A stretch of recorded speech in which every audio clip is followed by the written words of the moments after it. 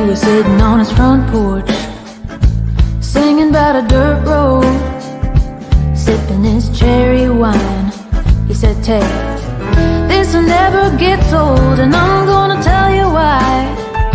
It's called a simple lie. So unwind your mind and give it a try.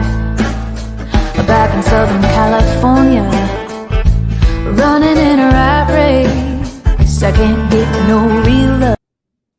Yo, what's going on? Welcome to the Coast. We got Taylor Ray today. Woo-hoo! All right, Taylor, what's going on? But before we get started, Taylor, I got to give a couple shout outs to FN Scar platforms. We want to thank you for always sponsoring us. Shout out to Dunkin' Donuts crew down at Fish Hot. We just want to say, if you say embrace the power when you go through the drive-thru, they give you a free donut. And to my Bugs fan club at Newsom High School, you guys rock. And let's get started. Taylor, where are you at and how are you doing today, Miss Lady? I am doing great. I'm in Austin, Texas right now. It is sunny and 80 degrees and springtime here. That's all right. Got some cherry blossoms coming around probably. Hey, so I heard you've been on the road a lot, and we were talking earlier before you came on. Like, where have you been in the last couple of weeks on your road while you've been traveling? I've been to California, all over California, and then Nashville, Knoxville, Lexington, Kentucky, Asheville, North Carolina, Greenville, South Carolina, Macon, Georgia, and back. Well, you were in Macon, Georgia. How did that go? Because, you know, my stepdad lives in Warner Robins, which is outside Macon. Cool. Nice area. And I'm a Georgia Southern grad. So what kind of scenes were you doing? Were you doing festivals, or were you doing bar scene, or were you doing what kind of was your circuit when you were on the road this time? I was doing, it was a radio tour, and then I was doing venues, local venues that a lot of them, I was surprised, a lot of them were like sit down listening rooms, which is so nice for a songwriter who's been playing hotels and bars for the last 7 years. At Christmas, when people are listening to your original music. So it was so great. And in Macon, I was actually just on the station there and then did a session at Capricorn Studios, which was really exciting. It was like the Allman Brothers studio. Whoa! A day of recording there, which was so fun. So that's nostalgia. You got to do the Allman Brothers studio. Hey, those guys were good country singers back in the day, because that's my era. You're going way back, girl. Oh, yeah. Hey, but you know what I was going to ask you is when did you get started in music? Because you're originally from California, and so you're a growing artist, and you've been in the industry a while, but you've really started to pick it up, and people are really starting to hear your music, and you're starting to get a lot of promotion. So, like, how did it start? And then, you know, how did you end up in Austin? Yeah. Okay. So I guess the kind of quick version is I've been doing music forever. It was always like, there was no plan B. It was like, I'm going to be a singer, and that's what I'm doing with my life. And everyone was supportive. So I went to music school after high school, lived in LA for a while, started playing with bands, and then moved back to Santa Cruz and just did years of gigs, like really, really just getting the chops, paying the dues. Solo acoustic gigs, like 6 gigs a week, you know, averaging probably like 200 a year. Wow. And then I did that for like 6 years, and I was getting really burnt out, and I'd always wanted to move to Austin. So I thought that was my out. I was like, I need to get away from this scene, because when you're in the flow and you're making good money, it's nice, you know. It's hard. Yeah, it's hard to walk away though. Yeah, but it's soul sucking, because, you know, playing covers and I called it like sonic wallpaper. Yeah. You're just there to create somebody else's vibe. Like you're not sharing your art. But yeah, it was great. I'm so glad I had that experience. But I moved out here, and since I've been here, I focused more on writing and playing original gigs. And, all right. So yeah, we did the album last year in 2021. And that's kind of when everything really started to pick up, because I wanted to do it 110%. I was like, all right, if I'm going to do this thing, we're going to do it the right way. And so we brought on tons of people for the team, the Taylor Ray team. So Oh, right. So you guys went full force. So let me ask you a question. So out of high school, when did you kind of make a decision that you're going to decide to be a starving artist and and put your heart into it? Because a lot of people make decisions after they go to college. Or did you go to college and play music, or did you just like, okay, after high school, this is it? It was it. Yeah. My high school counselor even she told me not to take the SAT or the ACT. She's like, you're going to be a musician. You don't need to apply to these universities. I already knew I wanted to go to school, and I just did a couple years there getting like a vocal performance degree. Oh, no. Hey, but you're doing great, because we're looking at your website right now. You got these killer photos. Yeah, I mean, whoever your marketing is gorgeous. Your videos are awesome. You're at least setting a really good trend. And I like it earlier before we came on, but you saying about your music inspiration. So like, who inspired you? Who are your inspirations? Because you're from Santa Cruz, the banana slug country. So like who were you inspired? Was it the Beach Boys, or like who inspired you as you came up? I think as a songwriter and female performer, my biggest inspirations were Sheryl Crow and Carole King, Bonnie Raitt, Norah Jones. Those are some big ones. Oh yeah. So how do you look at your quality of your music when you're performing? And I know you're performing because you're Taylor Ray, but kind of what's your legacy on being remembered as that artist? What do you kind of like when people compare you? Where do you see yourself being compared to? I like that you said Sheryl Crow, because I never really considered Sheryl Crow country music, but hey, what do I know? I like Sheryl Crow. I like Sheryl Crow. She's amazing. Yeah, I think more than any like genre, I try hard not to box myself into any genre. So I'd like to be remembered just as a songwriter, a writer who wrote whatever. You don't want to be labeled, right? Is that what it is? I don't mean to interrupt, but you don't want to be labeled. Right, exactly. Yeah. So you want to be a genre, universal song person. So would you ever do rock or anything like that? Like a mixture? Yeah, I did a lot of Southern rock.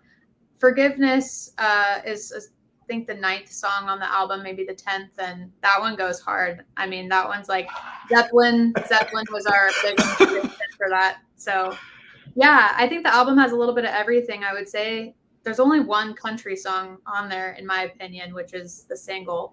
Right. It's like easier to market as country, but yeah. Hey, so what about siblings and stuff? So your family, you told me they relocated down to Austin. So like, how many siblings you got? What do you guys got going on? I mean, your parents got to be supportive. They left all beautiful Southern California, and moved back down to Austin. And Austin's a great college town to be able to put music out. You get the influence of being able to play the college scene there is a remarkable audience. So what's the family like with you? You have siblings? Yes, I have an older brother who's married and has 3 daughters, and he was the first one to move out here. He moved out here for a job, which was convenient for me because I already knew I wanted to live here. So he moved out here, and then my parents wanted to be grandparents close by. So they wanted to retire here. And then I have a younger sister, and she did her master's here. So now everyone is. Oh, so she at University of Texas graduate? Yeah. Mm-hmm. Oh, go Longhorns. Oh, Lord. Yes. Hey, so what song do you got for us today? I'm going to do Home on the Road because I just, it's a nice sunny day here. I feel like this is the most upbeat song I could choose today. Rock it out. Rock it out.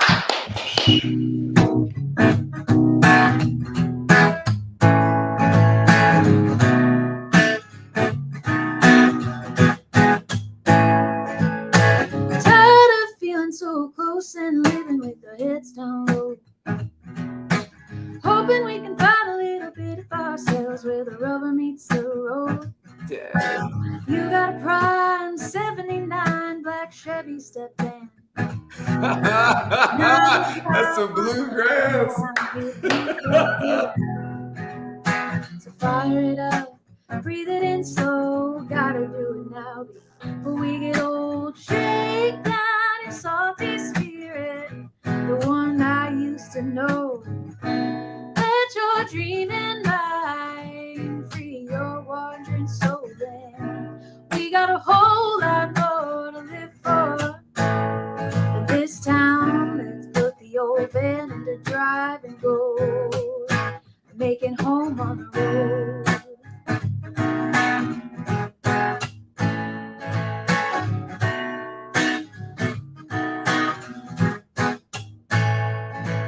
It's 104 on the side of 85 at a rest stop, a heat gauge red line, and I got one thought: to pass the time.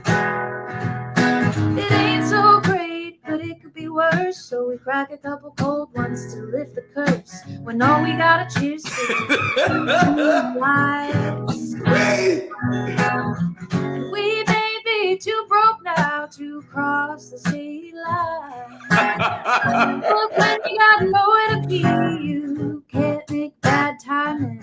So shake down your salty spirit, the one I used to know. Let your dreaming mind free your wandering soul. And we got a whole lot more to live for in this town. Let's put the old van into drive and go, making home on the road. Making home on the road. Yeah. Shake down your salty spirit, the one I used to know. She killing it, Mike.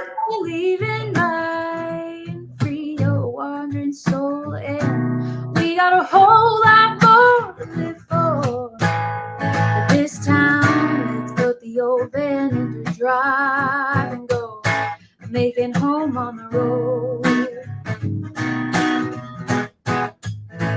Making home on the road, yeah. Making home on the road, yeah. Making home on the road.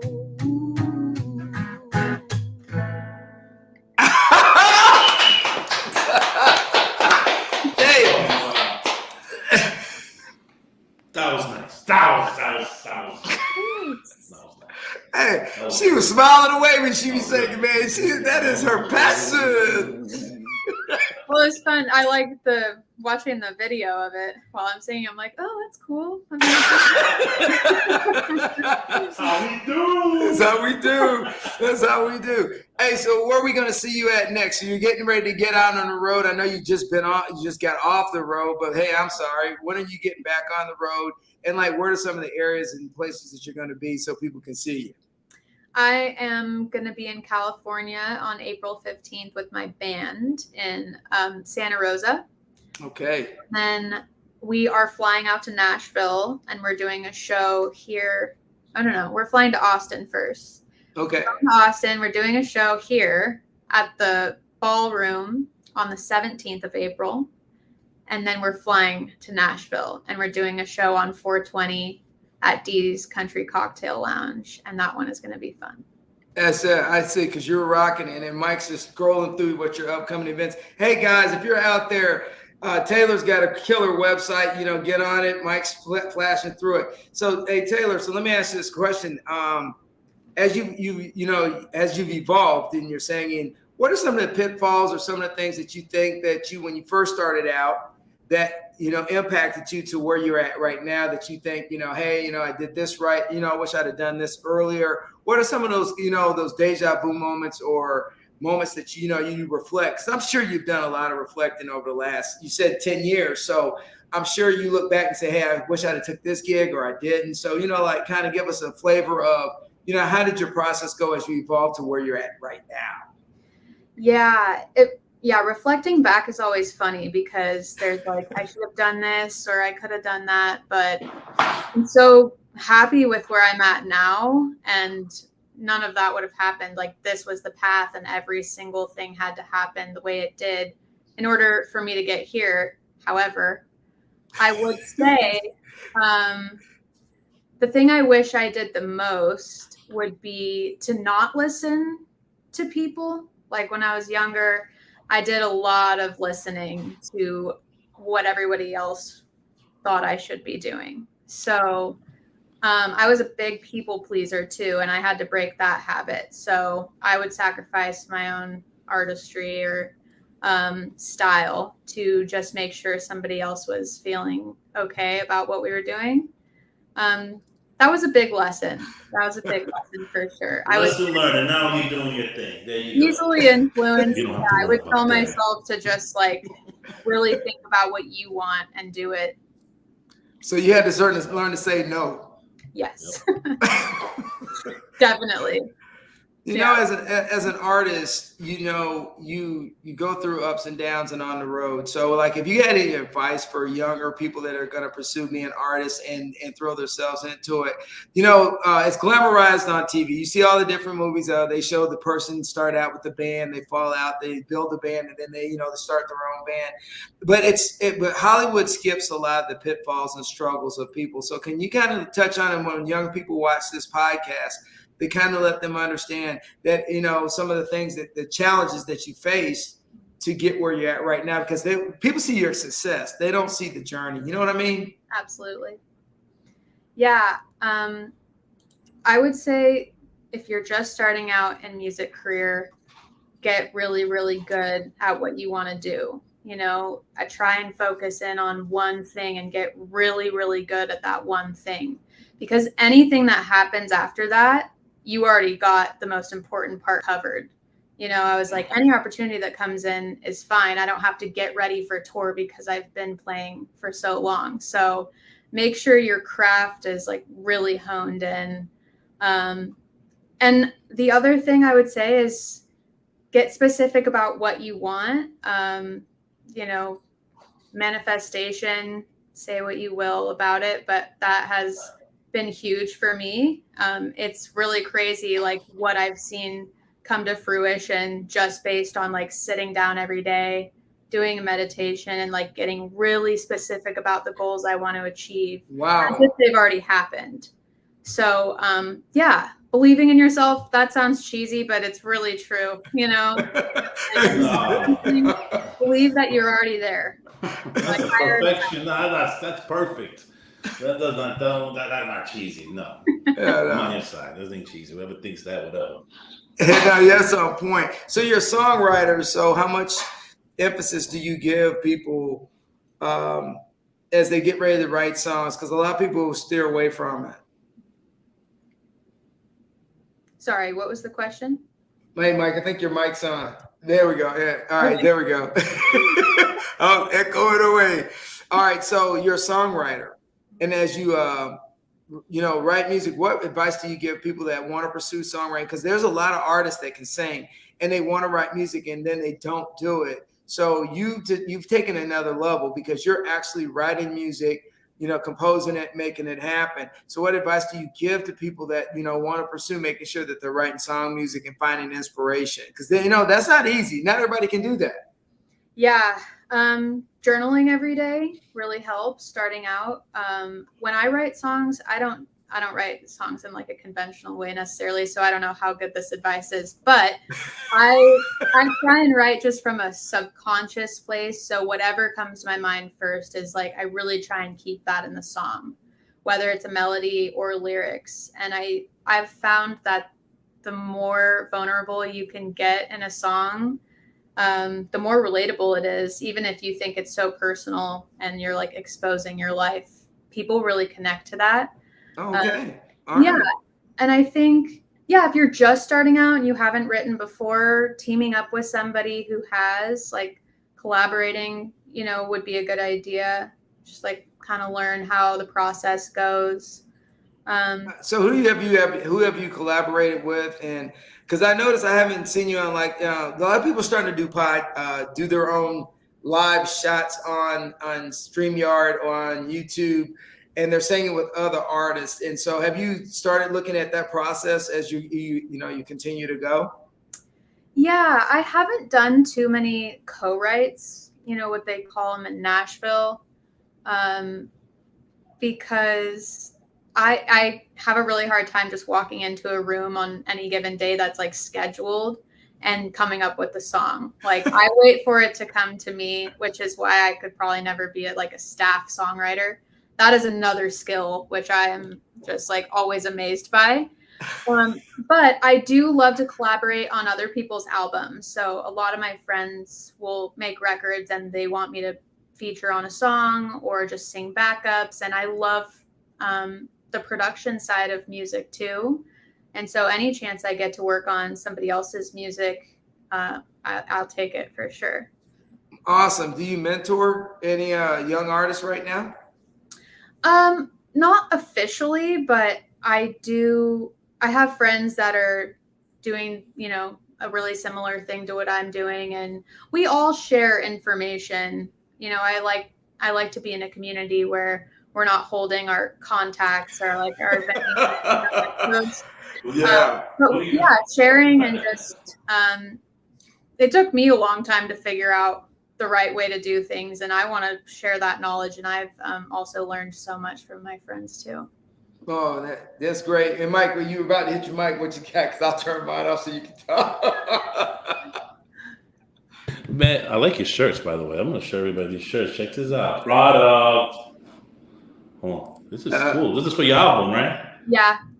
Oh, check out the gear. Yep. Yeah, the shirts came out cool. I love them. Yeah, we're going to call it the swag. Yeah. All right, so T Money, what we got next is we're waiting on another song, girl. And you know what? Drop it like it's hot because we're ready to go. All right, let's do it. I'm going to do a song on the album called Wait and See.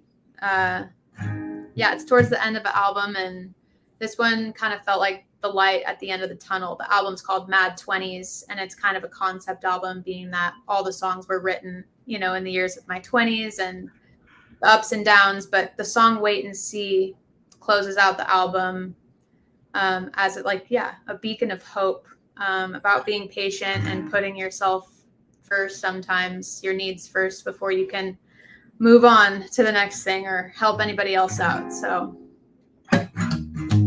I'm so tired of keeping up. I've been trying and trying. It never feels like enough. I don't have time, so I let it slide. Hoping one day I'll find she has a good voice, man. To toe your line. Nobody knows the space you take up in my head. I can't forget what you said about me. My heart decided to go on right ahead. Fan your flame instead. Bark up your tree. Oh, the future's bright when I see myself in your company. But I'm still 100 miles away, so there's nothing left to do but wait and see. You gotta wait and see.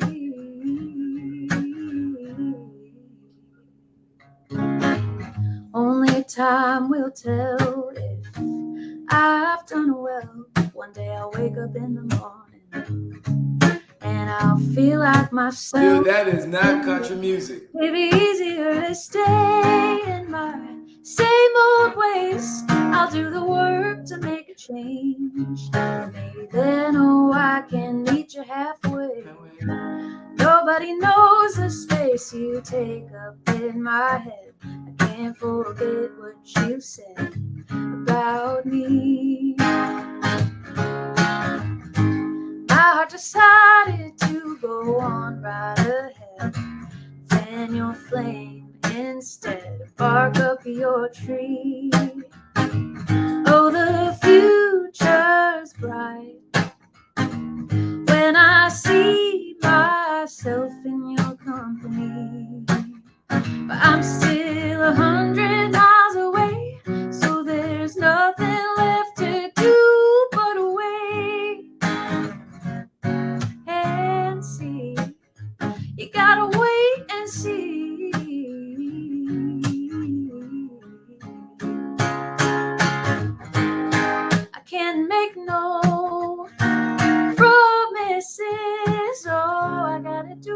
on my own, even if that means letting you go. 'Cause nobody knows the space you take up in my head. I can't forget what you said about me. My heart decided to go on right ahead. Fan your flame instead. Bark up your tree. Oh, the future's bright when I see myself in your company.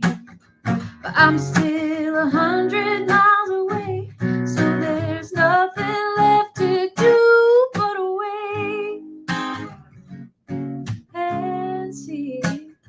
You gotta wait and see. You gotta wait and see. Oh, you gotta wait and see.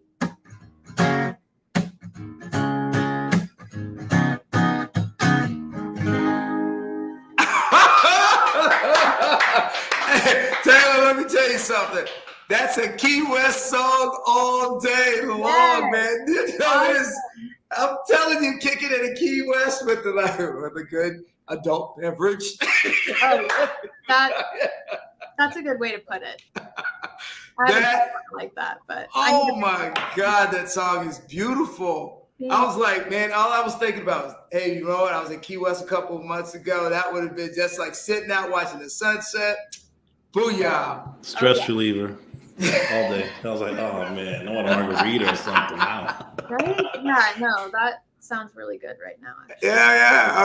Oh yeah. Hey, so the last before we get out of here, and we gotta have this, is that any advice, what is your imprint and what do you want your eulogy to look like when you get ready to walk away after all this? Because you got about 30 more years of good singing left in you, homie, or a lot longer. So before that, what would you really like to leave young people with? And, and what is your imprint? Yeah, I would say I would be happy with everything as long as I knew I was always true to myself and as vulnerable as I could be with friends and family and strangers. That's just how I connect people through my songwriting and the rawness of it. Because life honestly sucks, like most of the time.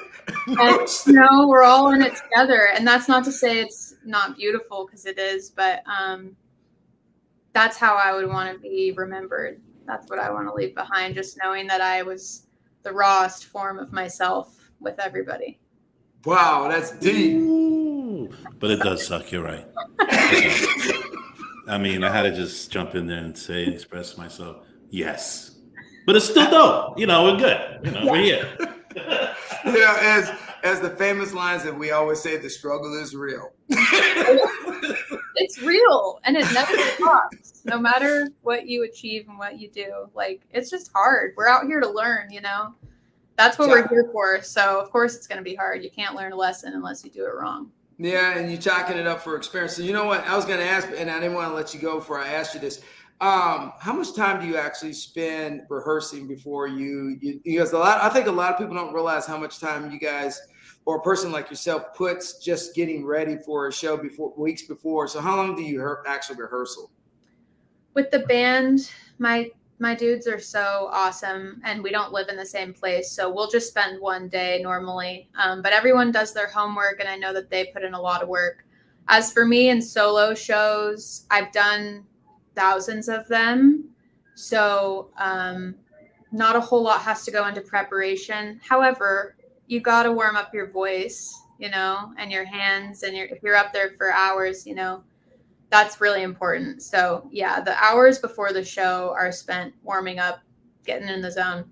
Oh, all right, yeah, because I'm deaf-toned, so I can't sing a lick. But I need Martha to do Miss Martha Moore and Taylor. I would love for you guys, and I've got to send a note. You guys ought to sing at the Strawberry Festival here in Tampa, Plant City. It's one of the biggest venues they have here. And I was just out there this summer. This just a couple weeks ago. They had a bunch of artists out here. I would love to hear you come out there and jam out. But I know I've been invited to Nashville to hear you. Yeah. Oh man, I really want to take a trip out there. I've never been to the Tampa area, but I've heard such good things. And I know we just started spinning on some of the stations there. So oh yeah. So I definitely want to make it out. I really like Florida. And I would love to see you guys there. That would be well, hey, that's right. That's right. What do we always say, Mike? When they get big, don't forget the little people, right, man? All right. Me. Don't forget about me. No. All right. So, Taylor, hey, we had a great time with you, and we really appreciated you coming out and singing, knocking out a couple tunes. Hey, everybody out there, you need to check out Taylor Ray. We've been pushing her website, her music, and you're on Spotify, correct? Yep. She's on everything. So get on the platform, buy her music. Hey, buy her swag, which is as awesome. She's got a new album out. And Taylor, as we always say, we appreciate you coming on. But as me and Mike always say, keep it rolling.